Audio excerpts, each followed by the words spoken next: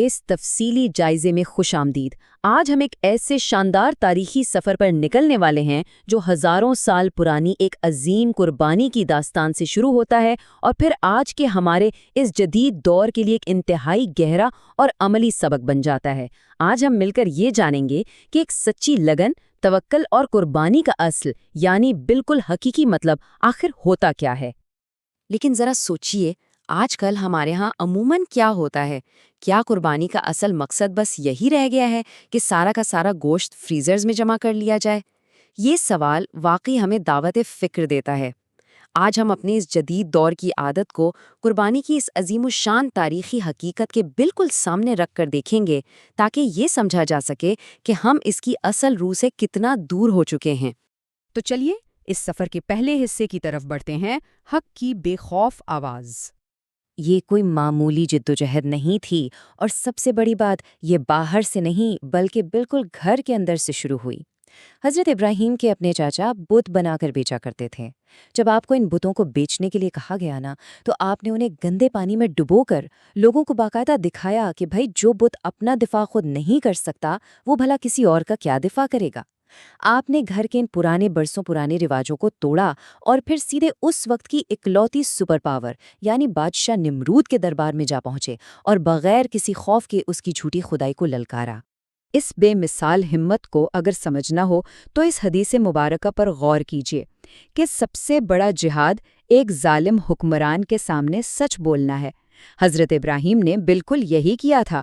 جب نمرود نے یہ بے وقوفانہ دلیل دی کہ زندگی اور موت تو وہ بھی دیتا ہے، تو حضرت ابراہیم نے نہایت زبردست حکمت عملی سے اپنی دلیل ہی بدل لی۔ آپ نے فرمایا کہ میرا رب سورج مشرق سے نکالتا ہے تو ذرا اسے مغرب سے نکال کر دکھا۔ اس ایک عقلی دلیل نے اس ظالم بادشاہ کو مکمل طور پر لاجواب کر کے رکھ دیا۔ لیکن ایک بات تو طے ہے، جب دلیل ختم ہو جائے تو ظالم ہمیشہ اپنی طاقت پر اتر آتا ہے۔ تاریخ ہمیں بتاتی ہے کہ نمرود کی قوم نے پورے 3 مہینے تک مسلسل لکڑیاں جمع کی۔ ذرا تصور کریں، صرف ایک تنہا انسان کو جلانے کے لیے 45 فٹ اونچی اور 45 فٹ چوڑی آگ کا ایک بہت بڑا الاؤ تیار کیا گیا۔ لوگ اس حد تک توہمات کا شکار ہو گئے کہ انہیں لگنے لگا کہ اگر اس آگ میں لکڑیاں ڈالی جائیں گی تو ان کی منتیں پوری ہوں گی۔ یہ ہماری تاریخ کا ایک رونگٹے کھڑے کر دینے والا منظر تھا۔ آگ اتنی خوفناک اور بڑی تھی کہ حضرت ابراہیم کو اس میں ڈالنے کے لیے باقاعدہ منجنیق کا استعمال کیا گیا۔ جب آپ کو باندھ کر آگ کی طرف پھینکا جا رہا تھا تو اس وقت ہوا اور پانی کے فرشتے فوراً مدد کے لیے آئے، مگر آپ کا اپنے خدا پر یقین اتنا پختہ تھا کہ آپ نے فرمایا، مجھے تم سے کوئی کام نہیں، میرا رب خوب جانتا ہے کہ اس کا خلیل کس حال میں ہے۔ اور پھر ہم سب جانتے ہیں کہ خدا کے حکم سے وہ بھڑکتی ہوئی آگ ان کے لیے بالکل ٹھنڈی اور سلامتی والی بن گئی۔ یہ کہانی یہاں رکتی نہیں، آئیے دیکھتے ہیں کہ یہ کیسے آگے بڑھتی ہے۔ دوسرے حصے میں توکل اور آزمائش۔ یہاں امتحانات کی تیزی تو دیکھیے۔ ایک آزمائش ختم نہیں ہوئی کہ حضرت ابراہیم کو حکم ملا کہ اپنی اہلیہ حضرت ہاجرہ اور ننھے بچے حضرت اسماعیل کو مکہ کی اس سنسان وادی میں چھوڑ آئیں، جہاں دور دور تک نہ کوئی انسان تھا اور نہ ہی پانی کا کوئی قطرہ۔ ان کے پاس صرف 2 کلو کھجوریں اور پانی کا ایک چھوٹا سا مشکیزہ تھا۔ وہیں پھر آب زمزم کا وہ عظیم معجزہ رونما ہوا جسے آج ہم سب پیتے ہیں۔ اور پھر ٹھیک 13 سال بعد ایک اور بہت بڑی آزمائش ان کی منتظر تھی۔ ان تاریخی الفاظ کی گہرائی پر ذرا غور کیجیے۔ جب حضرت ابراہیم انہیں اس بالکل سنسان وادی میں اکیلا چھوڑ کر واپس پلٹنے لگے تو حضرت ہاجرہ نے پریشانی میں پوچھا، کیا ہمیں بس اللہ کے سہارے پر چھوڑ کر جا رہے ہیں؟ جب جواب اس بات میں ملا تو اس عظیم خاتون کا ایمان دیکھیے۔ انہوں نے فوراً کہا کہ اگر یہ اللہ کا حکم ہے تو پھر وہ ہمیں کبھی ضائع نہیں کرے گا۔ یہ تھا وہ کامل توکل جو آج ہم سب کے لیے ایک زندہ مثال ہے۔ اور پھر باری آتی ہے اس حتمی امتحان کی، تیسرے حصے میں قربانی عظیم کا واقعہ۔ سوچئے یہ کتنے بھاری جذبات کا لمحہ ہوگا جب ایک باپ نے 13 سال بعد واپس آ کر اپنے جوان ہوتے بیٹے کو بلایا اور کہا کہ میں نے خواب میں دیکھا ہے کہ میں تجھے ذبح کر رہا ہوں، بتا تیری کیا مرضی ہے۔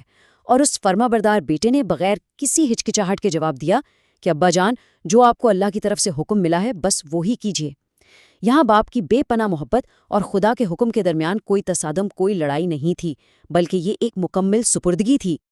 اب جہاں اتنی بڑی قربانی دی جا رہی ہو، وہاں شیطان کیسے پیچھے رہتا؟ جب یہ قافلہ اس عظیم مقصد کے لیے نکلا تو شیطان نے پوری کوشش کی کہ حضرت حاجرہ کے دل میں شک ڈال دے۔ اس نے آ کر وسوسہ ڈالا کہ بھلا کوئی باپ بھی اپنے سگے بیٹے کو یوں ذبح کرتا ہے؟ لیکن اس ماں کی لازوال عقیدت تو دیکھیے، انہوں نے فوراً شیطان کو پہچان لیا اور فرمایا کہ اگر یہ میرے رب کا حکم ہے تو میرے پاس تو صرف ایک اسماعیل ہے، اگر میرے 1000 بیٹے بھی ہوتے تو میں وہ سارے کے سارے اللہ کے راستے میں قربان کر دیتی۔ اس عظیم واقعے کے بعد زندگی کیسے بدلی؟ آئیے چوتھے حصے کی طرف چلتے ہیں، ابراہیمی مہمان نوازی۔ قربانی کی اصل روح ہمیں ان کی روزمرہ کی سخاوت میں نظر آتی ہے۔ ان کا لنگر عید کے دن نہیں بلکہ سارا سال چلتا تھا۔ ایک مرتبہ قحط کے دوران مہمان آ گئے تو خادموں نے شرمندگی سے بچنے کے لیے بوریوں میں ریت بھر لی، مگر اللہ کی قدرت دیکھیے کہ وہی ریت بہترین گندم میں بدل گئی، جسے عرشی یار کا تحفہ قرار دیا گیا۔ اور کمال تو یہ ہے کہ صرف ایک فرشتے کی زبان سے اپنے رب کا نام اور ذکر سننے کی خاطر آپ نے اپنے تمام گائیں، بھینسیں اور اونٹ اسے دے دیے، اور یہاں تک کہہ دیا کہ میں تیرا خادم بن کر رہوں گا تو بس یوں ہی میرے رب کا نام لیتا رہے۔ اسی ابراہیمی سخاوت کی میراث کا ایک حصہ ہے 63۔ حج کے موقع پر ہمارے رسول اللہ صلی اللہ علیہ وسلم نے اپنے دست مبارک سے پورے 63 اونٹ قربان کیے، اور حیرت کی بات یہ تھی کہ وہ اونٹ قربان ہونے کے لیے کسی سے ڈر نہیں رہے تھے، بلکہ ایک دوسرے کو پیچھے چھوڑ کر خود آگے بڑھ رہے تھے۔ اب ہم ان تاریخی واقعات سے نکل کر آج کے دور میں آتے ہیں۔ 5واں حصہ، قربانی کا اصل مقصد۔ اس رسم کا اصل عملی طریقہ واقعی بڑا واضح ہے۔ بزرگوں نے ہمیں بتایا ہے کہ قربانی کے گوشت کے باقاعدہ 3 حصے کیے جائیں، ایک حصہ اپنے گھر کے لیے، ایک اپنے رشتہ داروں اور پڑوسیوں کے لیے، اور تیسرا حصہ غریبوں کے لیے۔ قربانی کی جو اصل روح ہے نا، وہ بانٹنے میں ہے، نہ کہ سمیٹ کر رکھ لینے میں۔ بدقسمتی سے آج ہمارا مقابلہ اس جدید عادت سے ہے جہاں قربانی کا زیادہ تر گوشت فوراً فریزرز میں جمع کر لیا جاتا ہے۔ یاد رکھنے کی بات یہ ہے کہ قربانی تو ویسے بھی وہ لوگ کرتے ہیں جو سارا سال بآسانی گوشت کھا سکتے ہیں۔ اصل ضرورت ان سفید پوش لوگوں کو تلاش کرنے کی ہے جو حالات کے مارے ہوئے ہیں، جن پر بھاری قرضے ہیں یا جو بیماریوں میں گھرے ہیں، مگر اپنی عزت نفس اور خودداری کی وجہ سے کسی کے آگے کبھی ہاتھ نہیں پھیلاتے۔ گوشت خاموشی سے ان کے گھروں تک پہنچانا ہی اصل قربانی ہے۔ تو اس سب سے ہم کیا اہم سبق لے سکتے ہیں؟ ہمیں اپنی اس سوچ کو بدلنے کی ضرورت ہے۔ گوشت کو لمبے عرصے تک فریز کرنے کے بجائے اسے فراخ دلی سے تقسیم کیا جائے۔ ان رشتہ داروں اور غریبوں کا خاص خیال رکھا جائے جو واقعی مجبور ہیں۔ اور سب سے اہم بات، حضرت ابراہیم کی طرح سخاوت اور غریبوں کو کھانا کھلانے کی اس خوبصورت عادت کو صرف ایک عید کے دن تک محدود نہ رکھا جائے، بلکہ اسے سارا سال اپنی زندگی کا حصہ بنایا جائے۔ اس تفصیلی جائزے کے بالکل اختتام پر ایک بہت ہی اہم سوال ہمیں سوچنے پر مجبور کر دیتا ہے۔ ذرا دل پر ہاتھ رکھ کر سوچئے، کیا اگلی بار کی قربانی محض ایک دنیاوی عادت کے طور پر صرف فریزر بھرے گی، یا یہ واقعی اس عظیم ابراہیمی میراث اور روحانی سخاوت کی سچی تکمیل کرے گی؟ یہ فیصلہ ہر انسان کے اپنے ضمیر کے ہاتھ میں ہے۔ اس تفصیلی جائزے کا حصہ بننے کے لیے آپ کا بہت بہت شکریہ۔